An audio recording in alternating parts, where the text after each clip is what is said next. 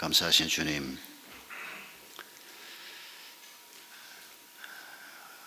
십자가를 지시기 위해서 예루살렘을 향해서 가고 계신 예수님께서 제자들에게 너희가 내 잔을 마실 수 있겠느냐라고 물으셨습니다. 제자들은 그 잔을 마실 수 있다고 답했지만은 그 잔이 무엇인지는 모르고 있었던 것을 성경이 저희들에게 기록해서 보여주셨습니다. 저희 또한 주님의 제자로 산다고 고백하면서도 주님이 마셨던 그 잔을 나 또한 마시며 주님의 뒤를 따라가는 자로 산다는 것이 무엇을 의미하는지를 모른 채 우둔한 삶을 살기도 하고 죄악된 삶을 살기도 했습니다. 오늘 저희들이 마태를 통해서 전해주신 이 말씀을 묵상하면서 내 삶의 자리에서 주님의 잔을 마신다는 것이 어떤 의미를 갖는지 주님, 저희가 다시 한번 깨우침을 받기를 원합니다. 성령 하나님께서 저희와 함께 해 주시옵소서. 예수님의 이름으로 기도하옵나이다. 아멘. 지난 한 주간 동안 큐티 본문을 묵상하면서 100년도 더 전에 우리 한국 교회에 있었던 일화가 계속 머릿속에 떠올랐습니다. 복음이 들어온 지가 130년이 좀 넘었습니다만은 초기에 이 땅에 들어왔던 선교사님들이 처음 한국의 조선이었죠. 조선 땅에 들어와서 한양에 거주지를 두고 지방에 세워진 교회들을 탐방하는 일이 아주 잦았습니다. 한국말로 설교할 수 있는 사람들이 거의 없던 때에 선교사님들이 한국말을, 조선말을 배워서 말을 타고 한양을 출발해서 교회가 세워진 마을들을 방문하는 겁니다. 그러면 목사님들이 가야 성찬식도 하고 목사님들이 가야 세례식도 하는 이런 초기의 상황에서 한 젊은 미국인 선교사님이 말을 타고 순방길에 나섰습니다. 그 말 고삐를 잡고 가는 분들은 주로 조사라고 불리웠습니다. 도울 조자. 옛날에는 교회에서도 그냥 담임 목사님을 돕는 부목사, 전도사를 모두 조사님이라고 부를 때가 많이 있었습니다. 저희들이 어릴 때는 교회에서 그런 명칭을 많이 썼습니다. 근데 조사라고 불리우는 이 전도사님이 말고삐를 잡고, 이분들이 주로 선교사님, 조선말 선생이기도 합니다. 근데 이분이 모시고 가는 이 젊은 선교사님이 처음 방문을 하면 주로 설교를, 이분이 18번 설교를 하는데 시편 23편 1절로 6절, 여호와는 나의 목자시니, 이 본문을 가지고 늘 설교를 했습니다. 그런데 어느 날 역시 처음 방문하는 곳이었는데 선교사님이 오늘 저녁에 거기에 가서 할 설교 본문 제목을 주는데 시편 23편 1절로 6절이라고 썼는데 제목이 조금 잘 못 나왔습니다. 그래서 선교사님에게 선교사님, 이 제목이 좀 잘못되지 않았습니까? 하고 주었더니 메모를 다시 한번 보더니 맞습니다. 그러고 돌려주더라는 겁니다. 그게 뭐라고 써져 있는가 하니까 전에는 여호와는 나의 목자시니였는데 이번에는 여호와는 나의 목자르시니 이렇게 기록이 되어 있었던 겁니다. 그 끔찍한 표현을 선교사가 써놓고 도대체 무슨 설교를 하려고 하는 건가? 저녁에 교회에 도착해서 선교사님이 설교를 하셨는데 설교의 핵심 내용은 아주 간단한 것이었습니다.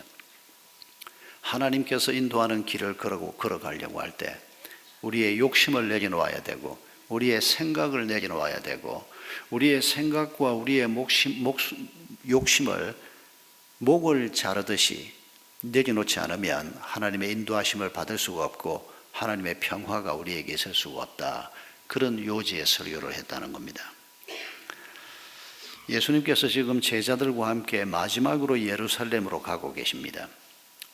그리고 여기에서 한 주간을 보내신 후에 십자가에 달려 죽으시는 것입니다.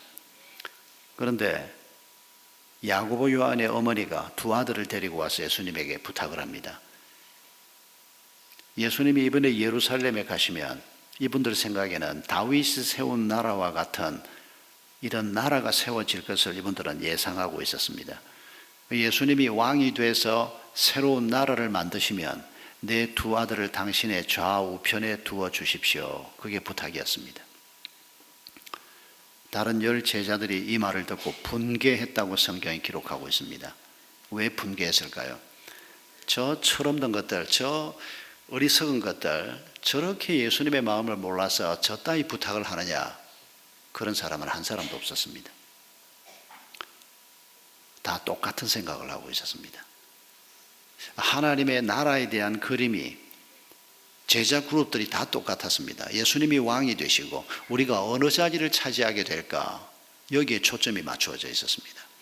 이런 제자들을 향해서 예수님께서 너희가 구하는 것이 무엇인지 너희가 모르고 있다. 너희가 내 잔을 마실 수 있겠느냐? 제자들은 마실 수 있다고 답합니다. 그게 뭔지 알았으면 쉽게 마실 수 있다고 답하지 못했을 겁니다. 예수를 믿는 게 뭔지 우리가 처음 믿을 때 끝을 볼 수 있었다면 아마 우리가 시작 안 했을 수도 있습니다.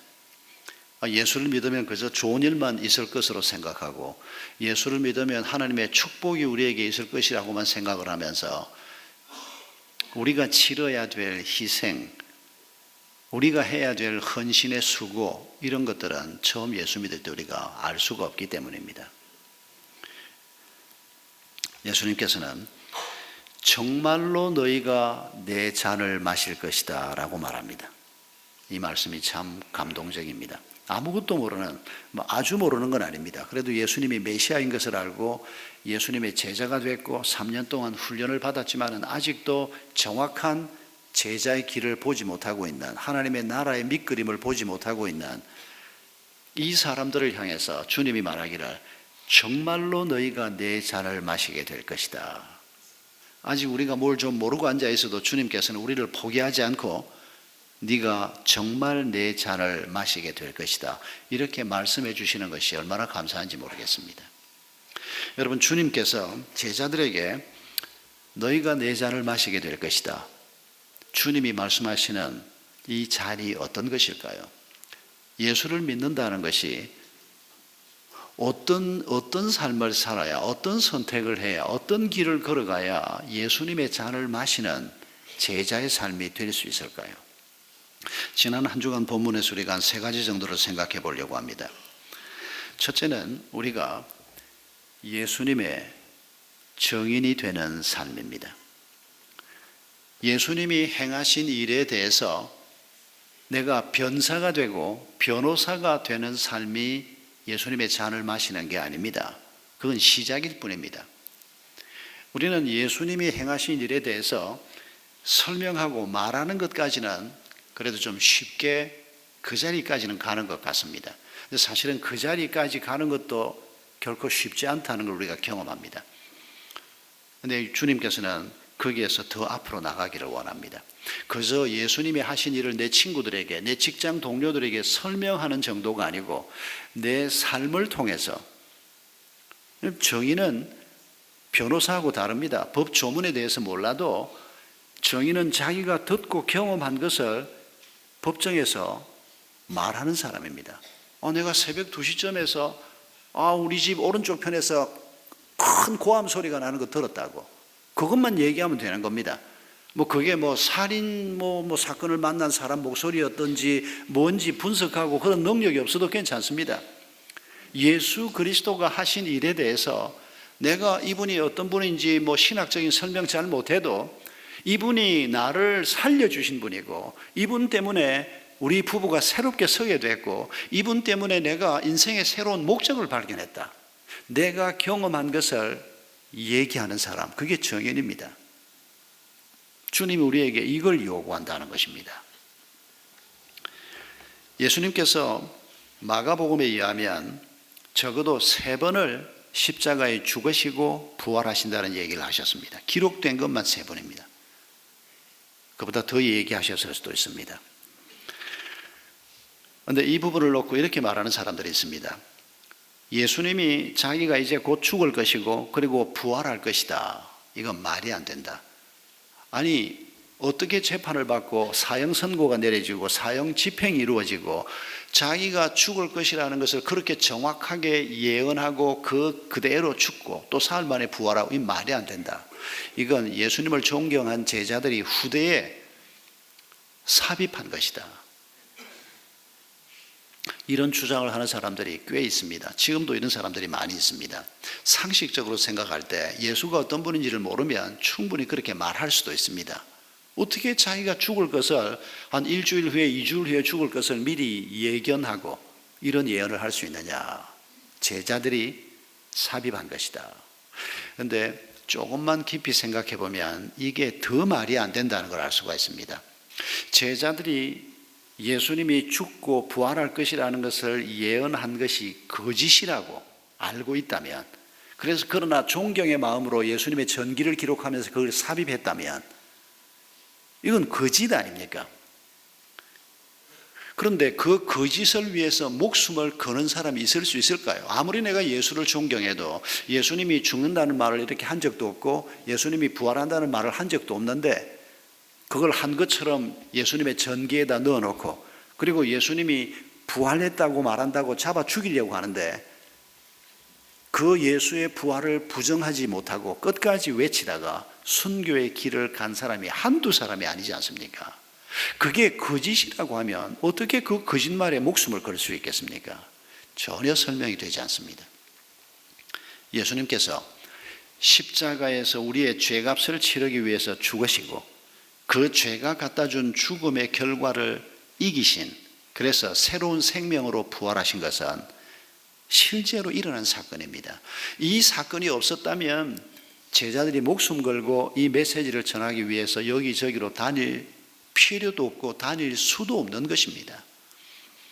그리고 예수님이 제자들에게 부탁하시는 것은 예수님이 행하신 이 일에 대해서 네가 말로만 전하는 자가 아니고 네 삶을 통해서 증인이 되어달라. 그래서 사람들이 네 말을 듣고만이 아니고 네가 사는 모습을 보고 정말 예수가 하나님의 아들인 것 같아. 정말 하나님이 살아있는 존재인 것 같아. 우리의 정언자의 삶, 정인으로서의 삶, 그걸 주님께서 우리에게 요청하는 것입니다. 마태복음 20장 25절 이하에 보면 제자들에게 너희가 섬기는 자가 되라고 말씀하십니다. 그리고 이어서 20장 28절을 보면 예수님 자신이 섬김을 받으러 온 분이 아니고 섬기러 왔다고 얘기합니다. 예수님이 가지고 계신 삶의 목표와 제자들의 삶의 목표가 같아야 한다는 것을 20장에서도 말씀하는 걸 볼 수가 있습니다. 그리고 사도행전 1장 8절에서 오직 성령이 너희에게 임하시면 너희가 권능을 받고 예루살렘과 온 유대와 사마리아와 땅 끝까지 이르러 내 증인이 되리라. 주님의 증인이 되어달라는 겁니다.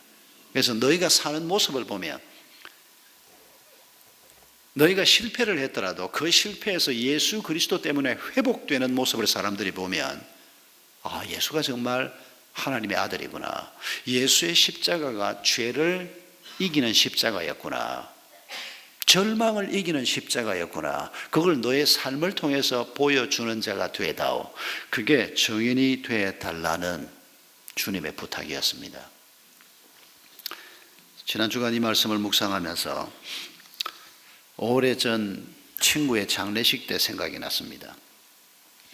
저희 동기생 목사 중에서 40이 채 안 됐을 때 죽은 목사가 하나 있습니다. 유 목사라는 친구인데 그 나이에 함께 공부하고 함께 목회길을 걸어왔던 친구가 죽는 사건은 참 끔찍한 사건이었습니다. 아주 충격적인 사건이었습니다.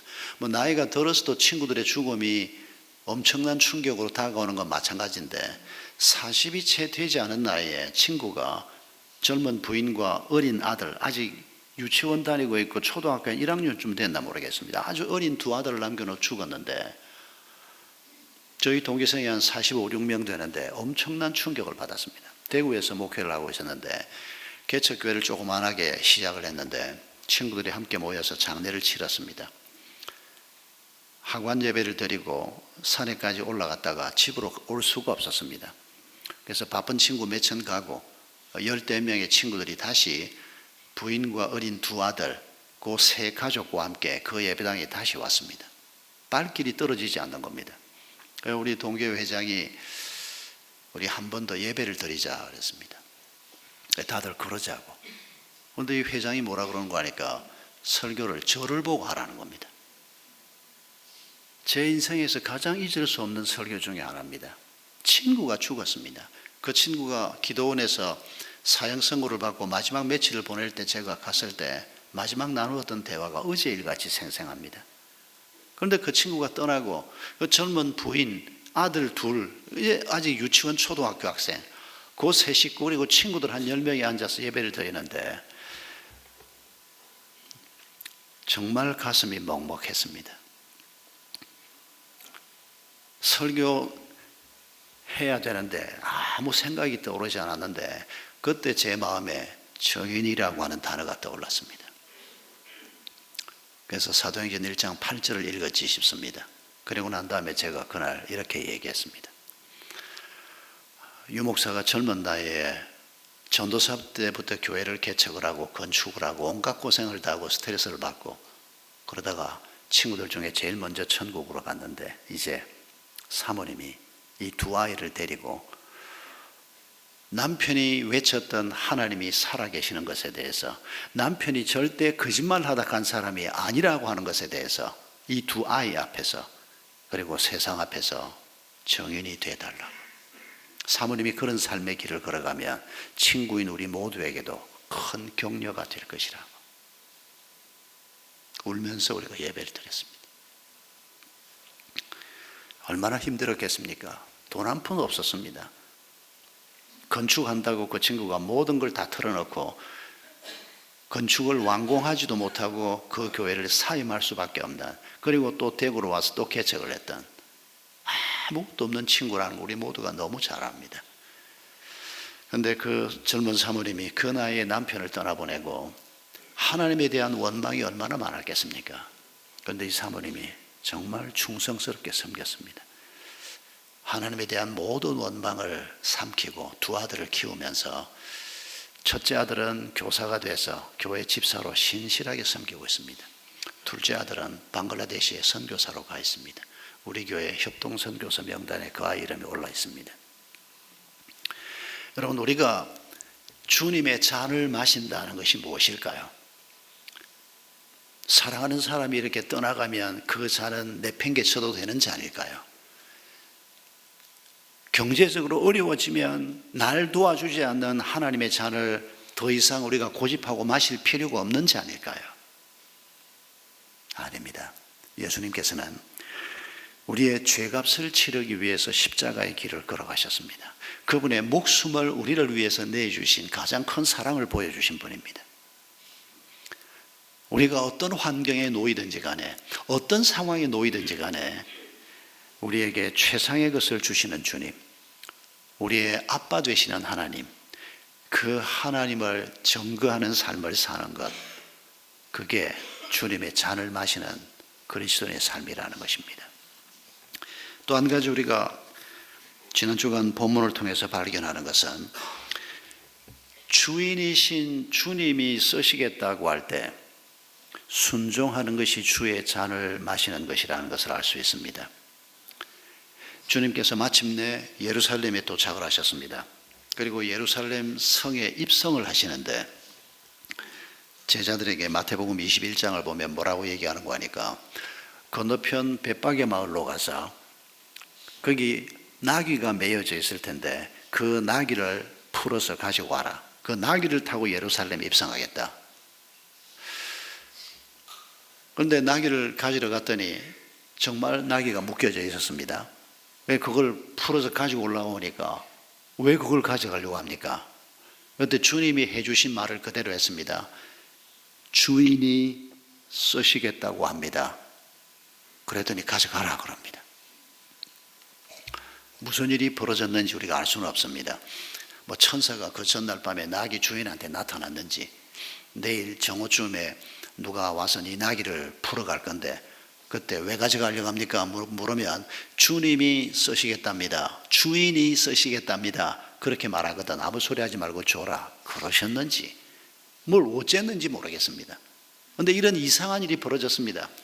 뭐 어떤 사람은 예수님이 미리 사람을 보내서 돈을 지불을 하고 이 사람한테 이 나귀를 가져가도록 이미 다 협상을 다 해놓고 뭐 이렇게 얘기하는 사람도 있는데 뭐 그건지도 모르겠습니다. 아무튼 그런 설명은 없고 우리에게 지금 이 사건을 통해서 주님이 전하고자 하는 것은 주인이 쓰시겠다고 한다.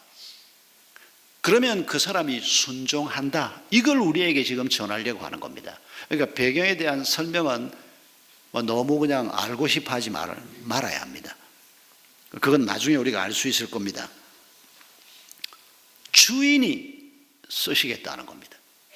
주인이 나가라 그러면 새 사는 사람이 요새는 그래도 약자를 보호해서 법이 뭐 1년, 2년 이렇게 보호를 좀 해주긴 해줍니다만은 중간에 주인이 나가라 그러면 얼마나 쩔쩔매고 힘든지 모릅니다. 그런데 우리 주님께서 남의 낙인데 우리가 보기에는 주님의 나귀가 아닙니다. 제자들의 나귀도 아닙니다.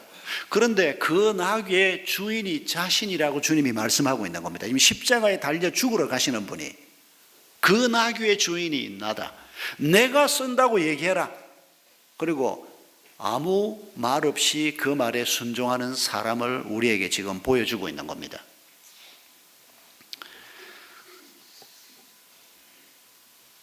내 시간이 나의 것입니까? 주님의 것입니까? 내 건강이 나의 것입니까? 주님의 것입니까? 내 물질과 내 지위와 내 재능이 나의 것입니까? 주님의 것입니까? 답이 얼른 안 나오는 분은 정신 더 바짝 차리셔야 합니다. 내 것이 아니고 주님의 것입니다. 그래서 우리가 그리스도에게 속한 사람, 그리스도인이라고 얘기하는 겁니다. 내가 주인이 아닙니다. 이거 잊어버리시면 큰일 납니다. 아이들의 주인은 엄마 아빠가 아닙니다. 결혼 생활의 주인은 남편이나 아내가 아닙니다. 내 직장 생활과 내 사업의 주인은 월급 주는 사장님이 아닙니다. 주님이 주인이십니다. 그래서 우리가 주인 되신 그분이 내 시간을 어떻게 쓰겠다고 하는지, 내 재능을 어떻게 쓰겠다고 하는지를 배우지 않으면 우리는 하나님의 길과 같은 길을 갈 수 없게 되는 것입니다. 이걸 우리가 배워야 하는 것입니다.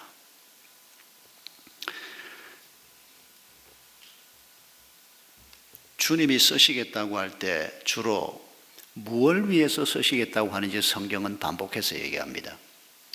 마태복음 20장 30절을 보면 여리고에서 예수님께서 시각장애인 두 분을 만납니다. 예수님이 저 북쪽에서 여리고까지 내려오신 겁니다. 여리고에서 우회전해서 한 20km쯤 가면 예루살렘이 있습니다. 여리고에서 눈먼 두 사람, 시각장애인 두 분이 예수님이 오신다는 얘기를 듣고 길가에 앉아 있습니다. 여리고에서 예루살렘으로 가는 길은 여러 가닥 길이 있었던 것 같지 않습니다. 예수님이 가까이 오는데 고함을 지릅니다. 다윗의 자손 예수여 우리를 불쌍히 여겨주십시오. 고함을 지릅니다. 여러분, 그때 무리들이 어떤 행동을 취했는지 성경이 기록하고 있습니다. 무리들이 뭐라고 얘기합니까? 이 시각장애인들, 가진 것도 없고 무시받고 살아온 이 사람들을 향해서 시끄럽다, 입 닥쳐라, 이런 소리를 하는 것을 성경이 기록하고 있습니다. 이 사람들이 더 고함을 지릅니다. 주님, 우리를, 다윗의 자손 예수여 우리를 불쌍히 여겨주십시오. 예수님이 그 사람들 앞에 와서 발걸음을 멈추십니다. 무엇을 원하느냐? 주님이 무엇을 원하는지 모르십니까? 알고 있습니다. 보기를 원합니다. 누구 들으라고 주님이 일부러 묻고 이 사람들을 답하게 합니까? 입 닥치라고 얘기하는 그 사람들로 하여금 듣게 하고 계시는 것입니다. 오늘 우리가 들을 수 있도록 기록해 놓으신 겁니다. 여러분, 우리가 살면서 이 연약한 사람들을 얼마나 쉽게 무시하고 잊어버리고 삽니까? 여러분, 오늘도 우리가 살고 있는 도시 안에 연약하고 가난한 사람들이 수도 없이 많이 있습니다. 대한민국 경제 규모가 지금 세계 10위권 안에 들어간다고 하는 이 나라지만은 지금도 약자들이 엄청 많이 있습니다. 한 끼 밥을 걱정하는 사람들이 아직도 우리 가운데 많이 있다는 거 잊으시면 안 됩니다. 머리 눕힐 집이 없는 사람들이 이렇게 아파트를 많이 지어 놓아도 여전히 우리 가운데 많이 있다는 것을 잊으시면 안 됩니다. 우리가 직장 생활을 하건 사업을 하건 우리가 살고 있는 근처에 연약한 사람들이 많이 있다는 것을 잊으시면 안 됩니다. 너무 바빠가지고 그런 사람을 보지 못한다? 보아야 합니다. 주님께서 이 여리고에서 만난 두 사람, 지금 십자가의 길을 가고 있습니다. 전 인류를 구하기 위해서 지금 이 위대한 구원의 길을 가고 계신데 그 거지 둘이 고함 지른다고 거기 서서 뭘 원하냐 이러실 정신이 어디 있고 그럴 필요가 뭐가 있냐? 우리는 그렇게 생각하기 십상입니다. 큰 일을 하는 사람은 뭐 작은 일 같은 데는 신경 쓰면 안 되는 것으로 생각합니다. 그러나 주님은 소자 하나에게 한 일이 내게 한 일이라고 말씀하는 분입니다. 우리가 이 연약한 사람들을 주님의 눈으로 보기를 주님이 원하시는 것입니다. 섬기는 자가 되기를 원하시는 것입니다. 여러분, 주님께서 우리에게 쓰시겠다고 할 때 이건 섬김을 위해서 쓰시겠다는 부르심입니다. 일터에서 직장이든 교회든 어디든 하나님은 우리를 섬기는 자로 쓰시기를 원하십니다. 예수님이 그런 분으로 오셨기 때문입니다. 그런데 우리는 섬기는 것보다는 지방간 사는 일이 더 마음이 앞서고 섬기는 것보다는 성진남보다 빨리 하는 것이 더 중요하고 그래서 섬기는 것이 주님이 원하는 것인 걸 알면서도 섬기지 못하는 이런 경우가 얼마나 많은지 모릅니다. 부부간에 서로 돕는 배필이 되라고 주님이 너무도 분명하게 말씀하셨는데도 부부간에도 서로 도울 마음보다는 도움 받고 싶은 마음이 더 큽니다. 여러분, 이 문제를 우리가 극복하지 못하면 주님의 잔을 마시는 게 아니고 주님의 잔을 회피하는 자가 될 수밖에 없습니다. 주님이 우리를 쓰시기를 원합니다. 우리 부부 관계에서 그 사람을 좀 써서 하나님 내가 좀 편하게 살게 해주세요. 그게 아니고 내가 그 사람의 돕는 배필이 되기를 원합니다. 부모인 내가 자녀를 섬기는 자가 되기를 원합니다. 일터에서 우리가 섬기는 자가 되기를 원합니다. 특히 연약한 사람들을 위해서 섬기는 자가 되기를 원합니다. 그 일을 위해서 우리를 부르시는 이 주님의 부르심에 응답할 때 우리가 주님의 잔을 마시는 자가 될 수 있을 것입니다. 마지막으로 한 가지 더 우리가 기억해야 할 것은 주님의 뜻을 잘 깨달음으로 주님의 잔을 마시는 자가 되어야 한다는 것입니다. 우리가 많은 경우에 주님이 원하는 것이 무엇인지 알면서도 못하기도 합니다. 그러나 주님의 뜻이 무엇인지를 몰라서 그 잔을 마시지 못하는 경우가 너무 많습니다. 마태복음 21장을 보면 예수님이 성전에서 가르치고 계실 때 누가 찾아오는 거 아니까 대제사장들 두 사람이 있었습니다. 대제사장들과 백성의 장로들이 예수님께 찾아옵니다. 그리고 와서 뭐라고 말하는 거 하니까 당신이 무슨 권한으로 이런 일을 합니까? 누가 당신에게 이런 권한을 주었습니까? 라고 하는 질문을 합니다. 이게 뭔가 하니까 바로 그 앞에 있었던 예수님이 성전에 들어가서 양을 팔고 소를 팔고 있는 사람들을 쫓아냈습니다. 돈을 바꾸는 다른 화폐를 가지고 와서 뭐 이렇게 돈을 성전세를 내거나 할 때 돈을 바꾸어 주는 환전하는 그 사람들의 상을 뒤엎으면서 그 사람들이 볼 때는 난동이었습니다. 그런데 예수님께서는 성전을 정결케 하는 일을 행하셨습니다. 이건 엄청난 대제사장 입장에서는 반역 행위라고 말할 수 있을 것입니다. 어떻게 지가 뭔데 내가 책임 맡고 있는 이 성전에 와서 이런 난동을 부린단 말인가? 이 보고를 받은 대제사장들이 직접 예수님에게 나타나는 겁니다. 이 사람들이 이 사안을 얼마나 중요하게 생각하고 있는지를 알 수 있습니다. 웬만한 일이 벌어지면 대제사장이 나서지 않습니다. 종신직입니다. 이 사람들은 이스라엘의 신앙 공동체의 최고 지위를 가지고 있는 사람들입니다. 그리고 백성의 장로들, 이 사람들이 예수님에게 와서 이렇게 물었을 때 21장 본문에서 예수님이 이렇게 말합니다.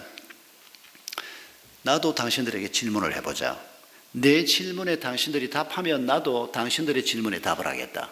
그러면서 뭘 물으시는 거 하니까 요한이 하나님에게서 온 자냐 사람에게서 온 자냐, 요한이 하나님이 보낸 자냐 아니면 지 혼자서 나서서 떠들다가 순교한 자냐, 요한에 대해서 이 사람들이 가지고 있는 의견을 묻는 겁니다. 여러분, 이때 이분들이 보인 반응을 우리가 기억해야 합니다. 난처한 질문이었습니다.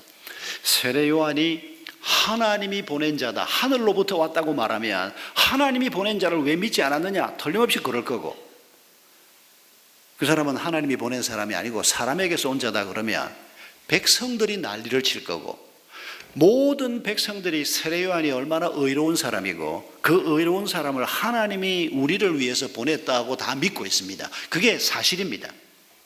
그런데 이 사람들은 그걸 믿지 않습니다. 이 사람들은 세례 요한이 하나님이 보냈는지 사람이 보냈는지 이런 건 관심이 없기 때문입니다.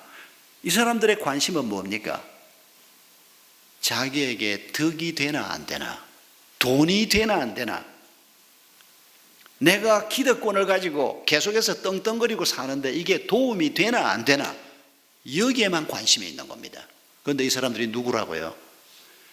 헤로드 왕이 아니고 로마가 보낸 총독이 아니고 아론의 후손이요, 종신토록 대제사장직을 가지고 하나님을 섬기는 대제사장들과 백성의 지도자인 장로들이라고 얘기하고 있습니다. 여러분, 우리가 어떤 직함을 가지고 있는가가 중요한 게 아닙니다. 우리가 얼마나 오랫동안 예수를 믿었느냐가 중요한 게 아닙니다.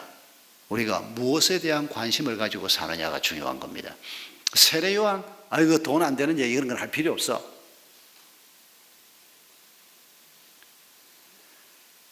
여러분, 우리 마음속에 이런 관심으로 가득하다면 우리는 주님의 잔을 마시는 것하고는 거리가 먼 사람입니다. 교회 안에 이런 사람이 많이 있습니다. 목사, 장로 아무 소용없습니다. 직함은 어쩌다가 그런 직함을 가졌어도 주님의 잔보다는 금빛 찬란한 황금 잔에 아주 건사하게 한 잔 마시고 싶은 사람들이 너무 많고, 그래서 우리 주님께서는 마태복음에서 나더러 주여 주여 한다고 해서 다 천국에 들어갈 것이 아니라고 하는 그 엄청난 말씀까지 하신 것입니다. 여러분, 우리를 향한 주님의 뜻이 무엇입니까?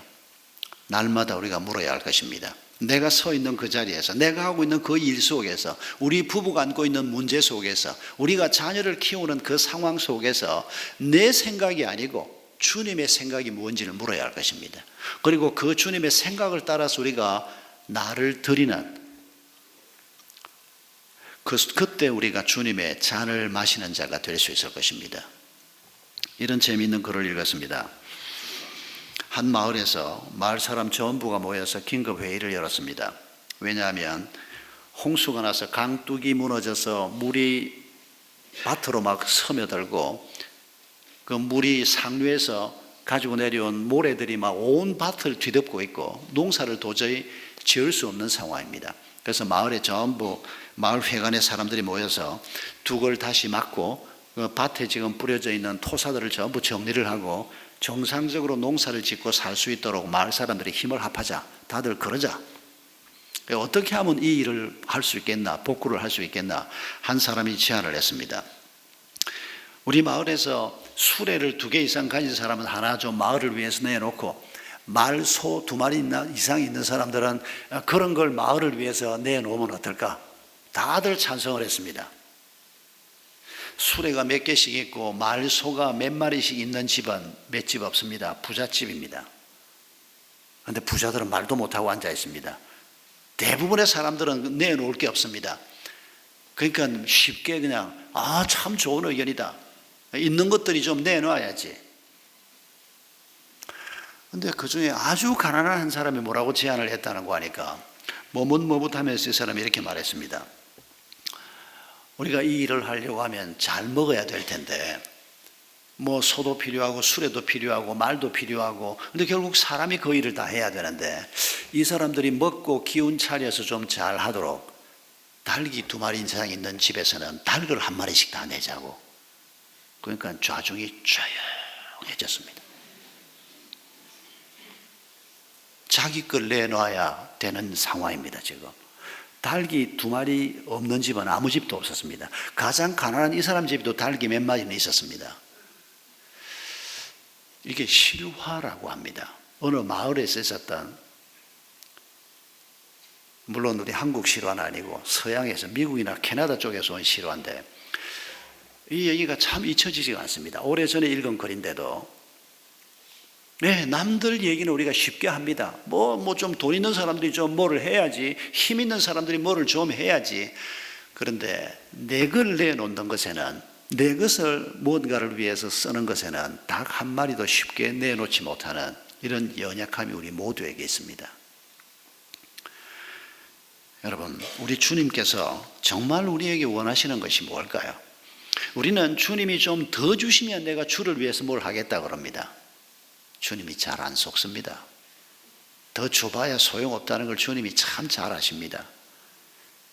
우리가 지금 가진 것이 없다고 말하는 이 순간에도 내가 가진 것을 가지고 주의 뜻을 위해서 드릴 줄 아는 작은 일에 충성된 사람이 되지 못하면 더 받아봐야 절대 남을 위해서 쓸 사람이 아닙니다.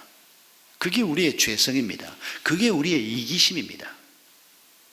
주님께서 이런 연약한 우리를 아시면서도 너희가 지금 내 잔을 마신다는 게 뭔지 모르는데 그러나 너희가 그 잔을 마실 것이다. 저는 이 말이 참 마음의 감동으로 와닿습니다. 너희가 정말로 내 잔을 마시게 될 것이다. 주님이 이렇게 말씀했습니다.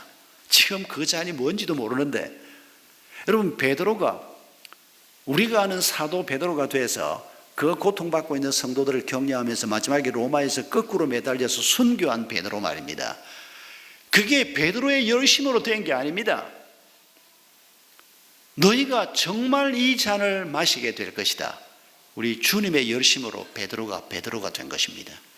우리 주님의 열정이 우리를 그 구렁텅이에서 끌어내 주시고 우리가 주님의 잔을 함께 마시고 주님의 영광에 함께 이르게 되는 이런 자리에 우리가 부름을 받게 될 것입니다. 오늘도 우리 주님께서는 열정을 다해서 우리를 도우시기를 원하십니다. 우리가 주님의 뜻을 깨닫기를 원하고 주님이 무슨 일에 우리를 쓰시려고 하시는지를 늘 귀를 쫑긋하고 우리가 듣기를 원하고, 그 주님이 우리를 부르실 때 예수 그리스도만이 이 땅에서 우리를 화평케 하고 우리에게 참 평안을 줄 수 있는 유일한 이름인 것을 우리가 정언하는 자로, 그분이 우리를 쓰시려고 할 때 무엇이든지 우리의 목숨이라도 그분 앞에 내놓을 수 있는 그런 주님의 뜻을 우리가 이번 한 주간 동안에도 계속해서 구할 수 있기를 바랍니다. 그리고 그런 주님과 함께 주님의 잔을 마시는 마음으로 순종의 길을 걸어갈 때 우리 삶 속에 놀라운 일이 일어날 것을 함께 기대할 수 있기를 바랍니다. 우리 함께 찬송하겠습니다.